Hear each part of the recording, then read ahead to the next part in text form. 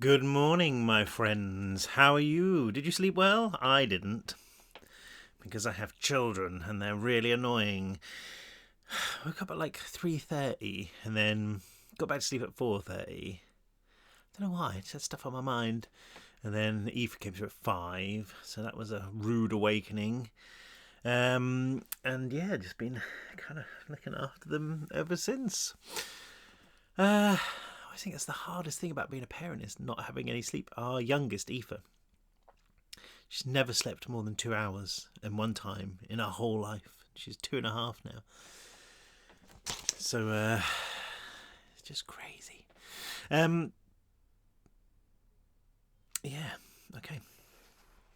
So, Simon, Alex, and Z, yep, that's their names, are in the city. They've broken out of Furnace. They're in the city. They're being chased by pretty much everything. Police, the army, the Coast Guard. They've also got rats that have escaped from the prison on their tail. They've got other inmates that are trying to kill them. Some of them are working with them, but others are quite violent. Berserkers are out in the city. They don't know why yet, but I think Alex thinks that Alfred Furnace has sent his berserkers after them. And something weird is happening because the berserkers it's a new kind of berserker, one they haven't seen before, and Alex has seen one bite into the neck of an inmate, and instead of killing the inmate, it infects them. The nectar that it's a new kind of nectar as well. It's kind of got red flecks in it instead of silvery gold ones. And the prisoner that got bitten turned into a rat right there and then. So something very strange is going on. Alex has also heard in a vision, and Simon has heard this too, that Alfred Furnace has basically started a war against the world, and that Alex's escape from Furnace kind of kick-started this war. They're down in the subway, and they've just met a girl called Lucy, who is a teenage girl who's incredibly fierce and defiant and fearless. And they're just going to make a break for the surface because they realise that there's no way they can walk the tracks with the trains maybe running. So they're going to try and make a break for the surface. And yeah, here we go. And I think they must get back out because the next chapter is called The Streets.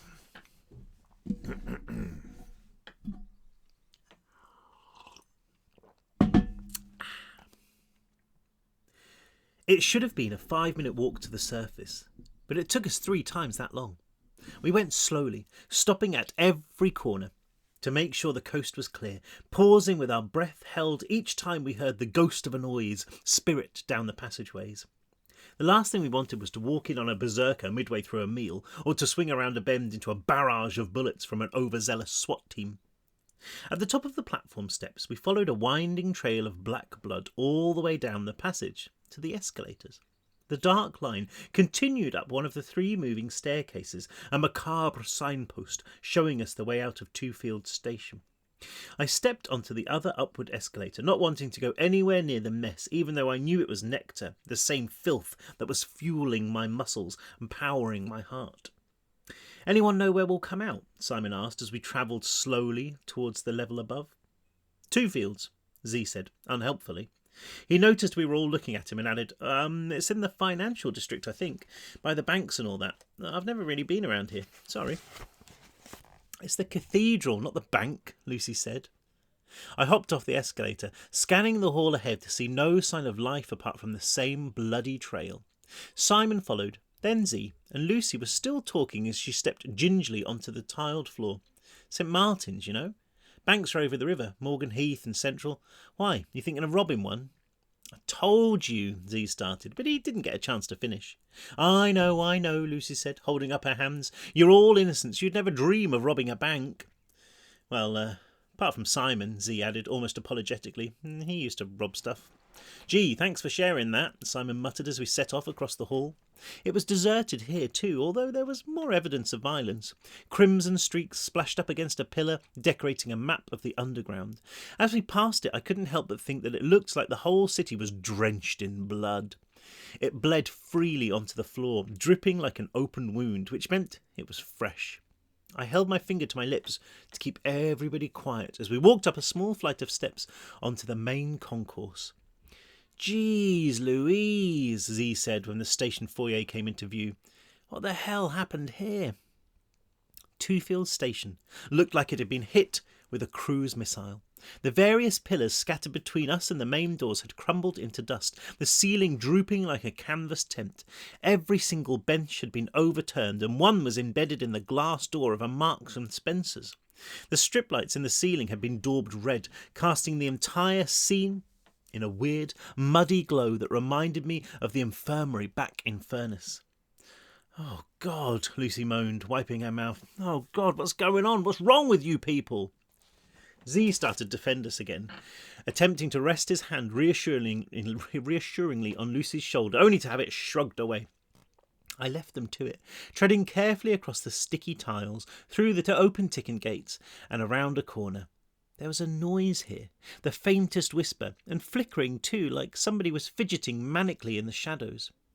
I raised my hands, praying I wouldn't come across the berserker that had caused so much destruction.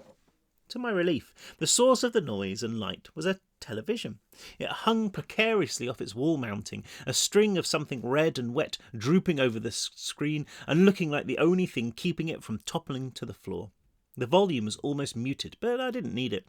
The images told their story effortlessly as they flashed on and off behind a pale-faced broadcaster. "That looks bad," said Simon from behind me. "Is it real?" I thought it was a stupid question, but I could see why Simon had asked it. I'd seen this city attacked 100 times, blown up in films, invaded in computer games, blazing on the cinema screen, that it was easy to believe what was taking place in front of me was make-believe, nothing but special effects and acting. Except that wasn't how the news worked. No, those images were real. They were happening right now, and right outside the doors of this station. The shot of a building on fire, a residential block by the look of things, smoke-blackened faces screaming from windows 20 stories above the ground, the footage of street blockades on every major route out of the city, bridges sealed off with police vans, and had that been a tank? Fleeting, blurry video of a huge, muscular creature scaling a wall like King Kong, vanishing through a window with a flash of silver eyes and a lunatic grin. Aerial shots of the city that looked too close to my hallucination. Pillars of smoke rising from 3 or 4 major fires, smudging the blue sky. CCTV feed of gangs of inmates running wild, and the vision I knew would become iconic, the one we'd be seeing everywhere. A girl, maybe 5 or 6, sobbing into a wide-eyed corpse that had probably been her mother while an inferno raged behind her. Camouflage-clad soldiers trying to drag her to safety. "Jailbreak threatens city," ran the headline beneath the anchorwoman, an understatement if ever I'd seen one. Below that, the rolling text bar began its relentless course, telling people outside the city limits to get the hell away from town, and everybody inside the perimeter to lock their doors and start praying. Police warn of a new season of slaughter. And the thing that was more ominous than anything else, a flashing warning stating all emergency lines have been suspended. Do not call. When the emergency services stopped working, you know you're in serious trouble. "No way," Lucy sobbed. She had a hand to her mouth, looking both 10 years older and 10 years younger than when I'd first seen her. She buried her head into Z's shoulder, and this time she didn't protest when he rested his arm around her. He had tears in his eyes too. They rolled down his cheeks, leaving meandering trails in the layers of dirt that had accumulated there. "This can't be happening." Lucy's muffled protests were the perfect accompaniment to the images on screen. A soundtrack of misery and disbelief that bled into our ears as we watched the reports file in, the body count rising by the second as the unknown threat surged through the city. And then the picture changed. "There's the bastard," Simon said, his voice low and menacing. On screen was a motorway, army trucks rumbling down it and flooding into the city. There was a police barricade at the junction and the barrier was open, the trucks passing through it under the scrutiny of several more camouflaged soldiers, and my heart almost stopped. It was him, the warden. He stood, surrounded by hulking black suits, his grey suit as smart as ever, his hair parted neatly.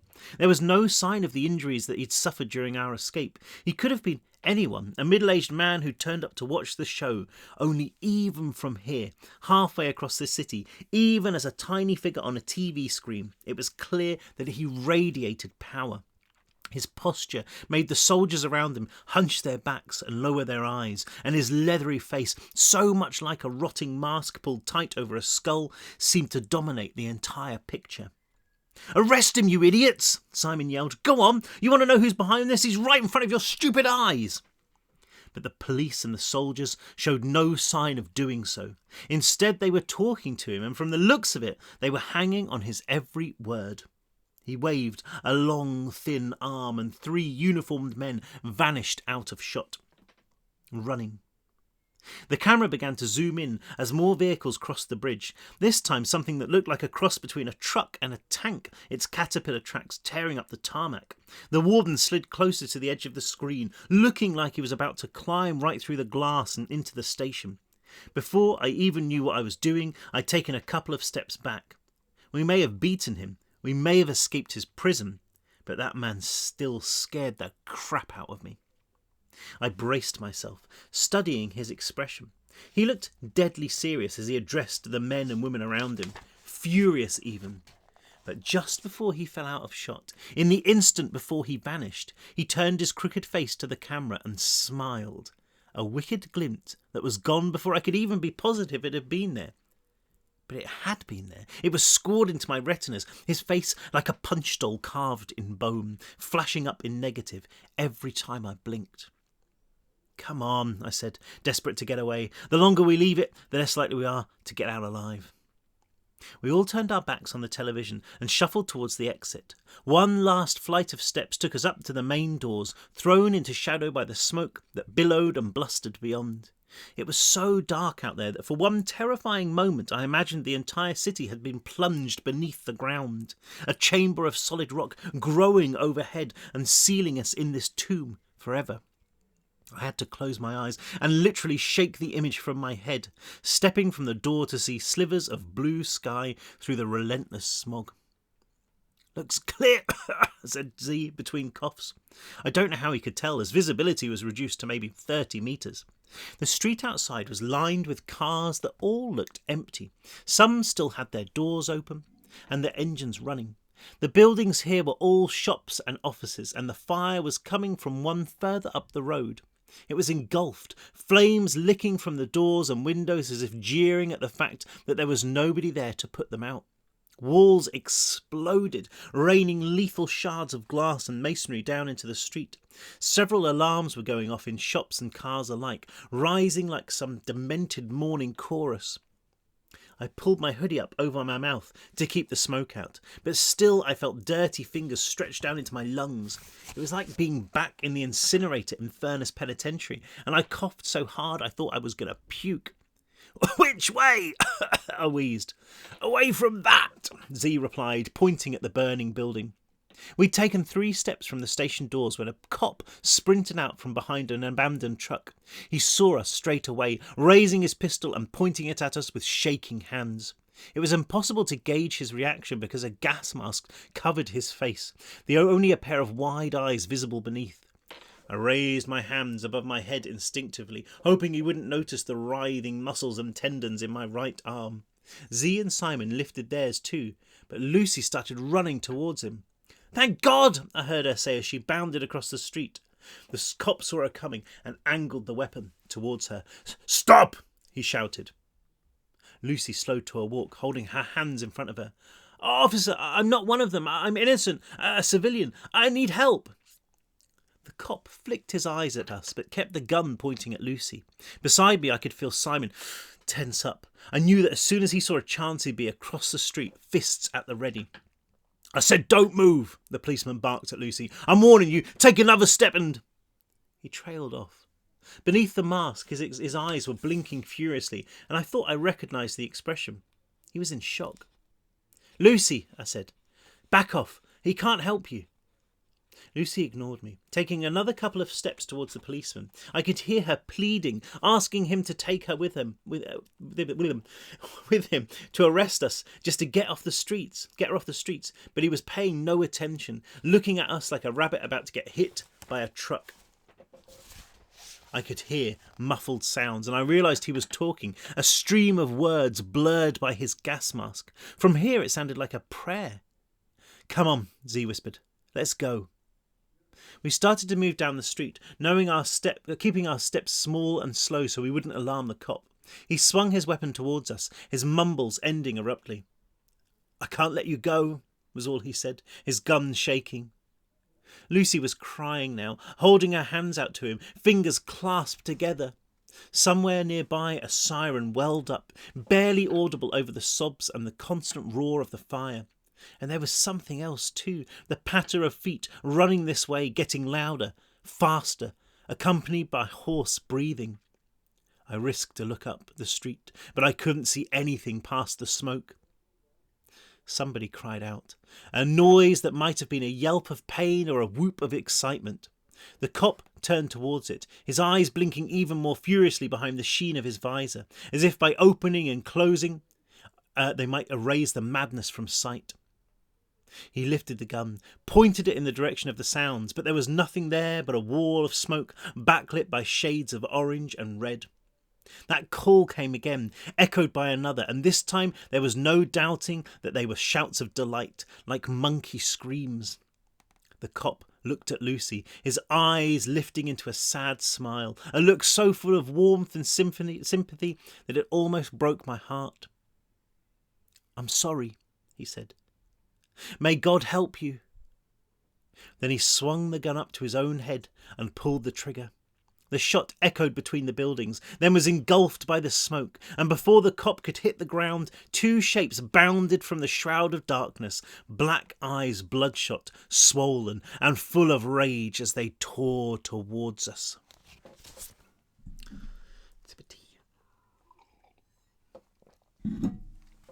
Old friends. At first, I thought they were berserkers, their bodies muscle-bound and misshapen, as if they'd been sculpted from clay by a child.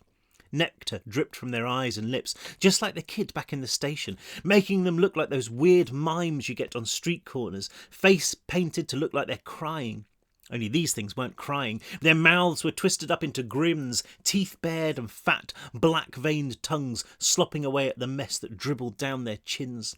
And in the soulless depths of those inkwell eyes I saw nothing but glee. But they weren't berserkers. How could they be? They were wearing prison overalls, torn around their bulging chests and limbs and stained with fresh and drying blood, but unmistakable. Their faces, although swollen, had no mark of the scalpel, no stitches or scars. No, they couldn't be berserkers, because they were prisoners like us who'd just escaped. They couldn't be berserkers, because I knew one of them. He was called Bodhi. I talked to him no more than a few hours ago, just before we'd made our bid for freedom up the elevator shaft. He'd been a boy then, not a wild, slavering beast hammering across the hot tarmac, too fast for a human, his hands like claws held out to our throats, eyes promising not just violence, but a painful and bloody death. I didn't have time to call out his name before he leaped onto a car hood and soared through the smoky air. He thumped into me, sending us both rolling over the pavement into the wall, him on top, his claws raking my skin, slashing, scratching. His head lunged forward, his teeth snapping shut, and I realised he was trying to bite me. Nectar swept through my system, making me act without thinking. I lashed out, my fist catching Bodhi on the head. It snapped away, but he didn't seem to feel the pain, lurching forwards for another attack. Of course he didn't feel the pain, judging by the amount of nectar that was flowing from his ears, his nostrils, squeezed from his pores. He was pumped full of the stuff. I managed to get an arm between him and me, pushing him back just before his teeth could get purchased. "Bodhi!" I called out, shoving him away. He toppled but gained traction, leaping back onto me. There was no white left in his eyes, those black pits like a demon's, feral and full of something that wasn't quite rage. Wasn't quite delight, but some sick hybrid of the two. Nectar dripped from his open mouth, and as it splashed onto my skin, I noticed that it was flecked with red, the specks glinting like molten lava. He was almost vomiting the stuff, so much of it that my clothes were drenched, a sparkling black pool spreading out beneath us. He leaned back in, and this time I snapped my head forward, butting him right on the nose. It broke with a crack, but he didn't even register it. I did it again, bright lights bursting in my vision, then again, harder this time, knocking him backwards. I sat forward, grabbing his head in both my hands and holding it as steady as I could. He jerked and trembled in my grip, his body epileptic. "Bodie," I said. "Bodie, stop it, it's me, Alex!" I caught movement behind Bodie's head, noticed that Simon and Z were both wrestling with the other inmate. There was no sign of Lucy. Bodie raked his nails over my throat, his jaws snapping like a piranha's, that fat slug of a tongue darting out and licking his lips between each attempted bite. I could feel the adrenaline kicking in, bringing the nectar with it, clouding my thoughts and my senses. If I didn't end this quickly, then I'd be pulled under again, and there was no guarantee I'd be able to find my way back to the surface. "Last chance," I said, my heart in my throat, pumping hard enough to explode. "Bodie, if you're in there, then you better let me know." He rocked, hard enough to dislodge one of my hands, throwing himself at me. I grabbed him again, then, as the emotion boiled up from my stomach, bursting from my mouth in a wail of grief and anger, I twisted as hard as I could. His head almost turned through 180 degrees, but he didn't stop fighting. His hands thrashed, his hooked fingers like the blades of a combine harvester, reaching for my throat, even though he couldn't see me. I backed away and watched for what must have been half a minute as he scrabbled on the street, his body a broken machine, driven by the nectar inside him, the poison refusing to give up control even as the vessel cooled and stiffened. Eventually it ground to a halt, the eyes clearing as though a storm cloud was passing. Bodie stared sightlessly at the smoke that whirled above him, those slivers of daylight lodged in the glassy sheen of his gaze. I remembered Z and Simon, looked across to the opposite sidewalk to see them both sitting on the other inmate, kicking and punching at his body even though he showed no sign of moving. Z slid off onto the concrete, rolling away onto his feet. His knuckles were black. He looked at me, an expression of utter desperation. From further down the street came a muffled scream, followed by the honk of a horn. I wiped the tears from my eyes, tears that weren't caused just by the smoke, and got to my feet, pulling Simon up as I passed him and jogging away from the burning building. As we ran, the view ahead grew clearer, emerging from the burning air like the picture on a television that's just been turned on. There was another rabid inmate standing on the hood of a small car, using a shotgun like a bat to try to smash the windshield. It was working, a web of cracks spreading out across the glass, and beyond them I could make out Lucy's face. She pressed the horn again, as if the sound might knock her attacker away, but he just hunched over her, the gun descending again and again and again in a terrifying frenzy. Simon moved first, running past another car and ripping the bumper clean off, swinging it like a club and catching the inmate's legs. The strike was hard enough to spin him head over heels in a clean circle, and he almost landed perfectly on the hood like an acrobat. But his balance failed him, and he stumbled backward, arms flailing. Simon swung again, but the inmate fell beneath the curve of the weapon, pushing himself off the hood and throwing himself on Simon, arms and legs wrapped around him and his teeth going right for the jugular. I slid over the hood, grabbing the boy by the collar. Beneath his skin I could see veins of black pumping visibly, and there were beads of ruby-flecked nectar there like dew that had been squeezed from his pores. I wrenched him away from Simon, throwing him against the wall. There was a pop like a balloon filled with water, and something beneath the kid's overalls burst. Nectar began to drain out of him like a tap had been turned on, the weird swellings that covered his body and face shrinking, making him look like a paper bag that had been left out in the rain. It looked as if he was dissolving. He was growing weaker too, his desperate lunges slowing. I heard an engine roar to life beside me.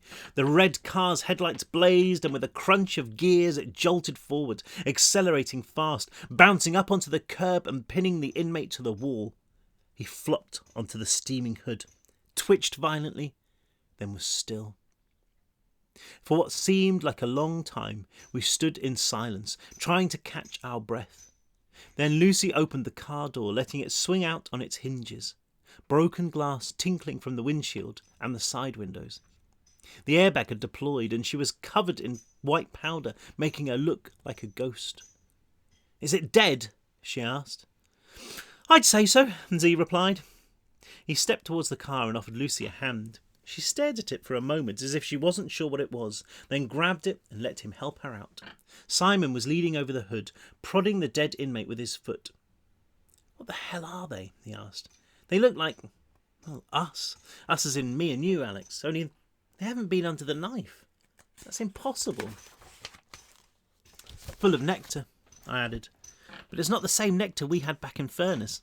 "It's got red in it," Simon said, dipping his finger into a puddle of the filth and studying it in the smoky sunlight. "It's as if it's, I don't know, supercharged or something. It's turning them straight away." "Yeah," I said. "The one that attacked me, that was Bodhi." "Bodhi?" said Z, the corners of his mouth dropping. "Seriously?" I nodded, and we were silent for a minute more. Bodhi had been a skull, but he'd been a good kid. He'd helped us get out. To see him reduced to a mindless animal, full of poison and hell-bent on destruction, was devastating. Z took another look at the corpse on the hood, then glanced at me. He seemed about to say something, but instead he frowned, walking over.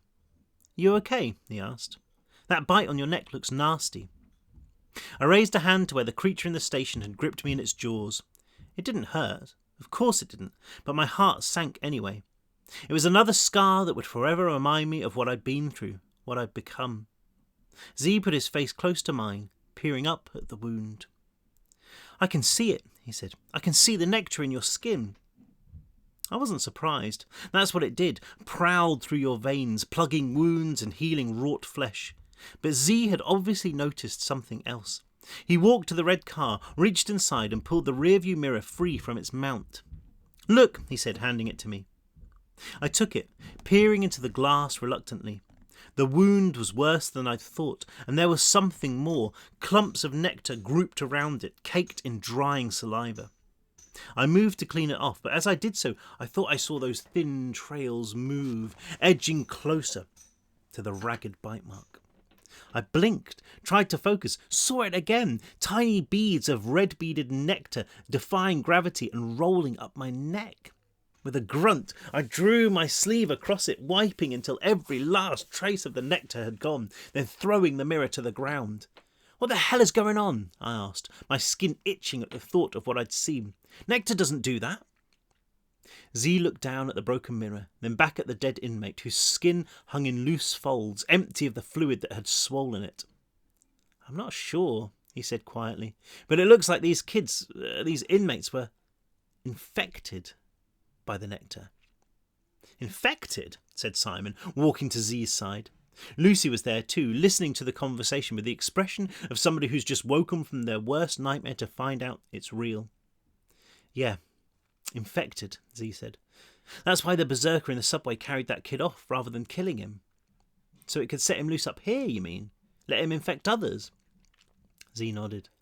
"The berserkers fill the kids with nectar, turn them into psychos, and those infected inmates do the same with new victims. That rat was sure as hell trying to bite me just now." I remembered the way Bodhi had been trying to sink his teeth into me, nectar spilling from his throat. "I don't think this is an invasion," Z went on. "So what is it?" Lucy asked him. Z looked once more at my wounds, wiping his tired eyes with the back of his hand. "I think it's a plague." Okay, we'll stop there because I think the next couple of chapters are